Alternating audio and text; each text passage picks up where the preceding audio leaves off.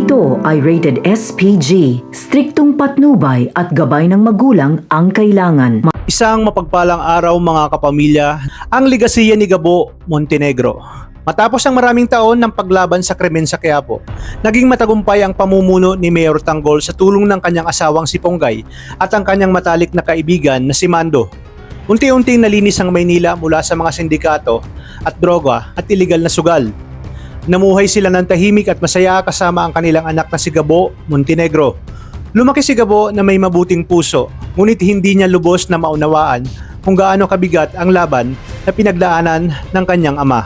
Isang lihim na operasyon ang isinagawa ng isang bagong sindikato ng droga sa Maynila. Ang mga taong ito ay matagal nang may galit kay Mayor Tanggol dahil sinira nito ang kanilang negosyo. Sa isang planadong pag-atake, pinatay sina Mayor Tanggol at Ponggay. Ang buong Maynila ay nagluksa at ang batang si Gabo ay naiwan na walang magulang. Pagkapariwara ni Gabo. Sa pagkawala ng kanyang mga magulang, tuluyang nagbago ang buhay ni Gabo. Lumaki siyang puno ng galit at kalungkutan. Sa halip na sundan niya ang yapak ng kanyang ama, pasama siya sa maling barkada. Naging magulo ang kanyang buhay at halos masira ang kanyang kinabukasan. Ngunit may isang taong hindi sumuko sa kanya. Walang iba kundi si Mando. Si Mando ang ninong ni Tanggol at matagal ng kaibigan ng pamilya Montenegro. Siya na nga ang tumayong pangalawang ama ni Gabo. Unti-unti niyang tinulungan si Gabo na muling makita ang tama at maling landas. Ang pagdating ni Mara. Habang unti-unting nagbabago si Gabo, may isang babae namang papasok sa kanyang buhay at ito ay walang iba kundi si Mara. Isang simpleng babae na may mabuting puso. Siya ang unang taong naniwala na may kabutihan pa sa loob ni Gabo. Dahil kay Mara, unti-unting nagbago ang pananaw ni Gabo sa buhay, ngunit hindi naging madali ang lahat.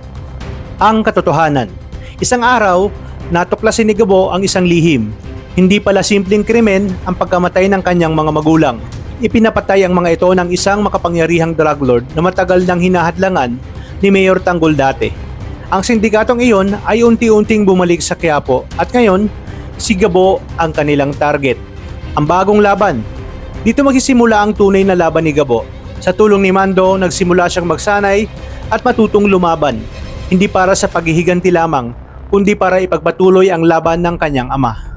Unti-unti niyang haharapin ang mga sindikato na sumira sa Quiapo.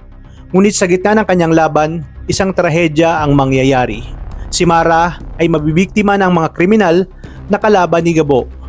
Ito ang magiging dahilan upang tuluyan niyang harapin ang mundo ng krimen. Ang bagong tagapagtanggol ng Quiapo.